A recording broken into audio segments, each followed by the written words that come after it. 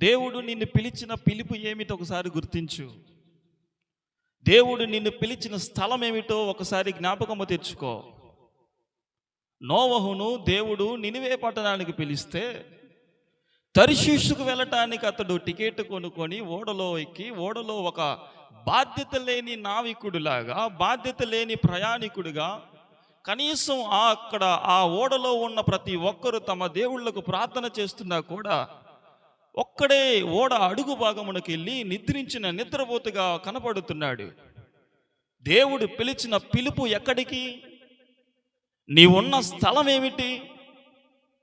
దేవుడు ఎక్కడికి రమ్మని నిన్ను పిలుస్తున్నాడు? నువ్వు ఎక్కడ పడుకుంటున్నావు? ఏ స్థలములో అడుగు పెడుతున్నావు? నిన్ను పిలిచిన పిలుపు ఏది? నిన్ను ప్రయాణము చేయమడిన ప్రయాణం ఎటువైపు? నీవు ప్రయాణము చేయాలని ఆశతో అడుగులు వేస్తున్న ప్రయాణం ఏ మార్గములో, ఏ ప్రదేశములోనికి, ఏ స్థలములలోనికి? దేవుడు నిన్ను పిలిచిన ఉన్నతమైన పిలుపునకు కలుగు బహుమానము పొందవలననే ఆశ, ఆ యొక్క కాంక్ష నీలో కనపడుతున్నదా? దేవుని పిలుపు నాకు కలిగే బహుమానమును నేను, నా జీవితము నాలో ఉండాలి అనేటువంటి ఒక గొప్ప రగిలింపు, ఆ అగ్ని నీలో కనపడుతున్నదా? దేవుడు ఎక్కడికి రమ్మన్నాడు? నువ్వు ఎక్కడ ఉన్నావు? ఏ ప్రదేశానికి పిలిచాడు? నువ్వు ఏ ప్రదేశంలో ఉన్నావు? ఎటువైపు ప్రయాణం చేయమంటున్నాడు? నువ్వు ఎటువైపు ప్రయాణం చేస్తున్నావు? ఒక్కసారి జ్ఞాపకం చేసుకో.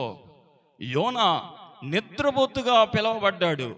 ప్రజల ద్వారా బుద్ధి చెప్పించబడ్డాడు.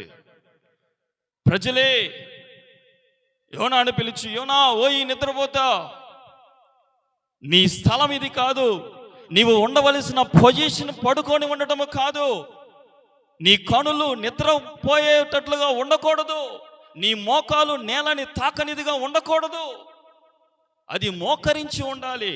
నీ శరీరము పడుకొని ఉండకూడదు, అది మోకరించి ఉండాలి అని ఒక్కసారి జ్ఞాపకము చేసి, ఓ ఈ నిద్రపోత నీవు లేచి ప్రార్థన చేయి.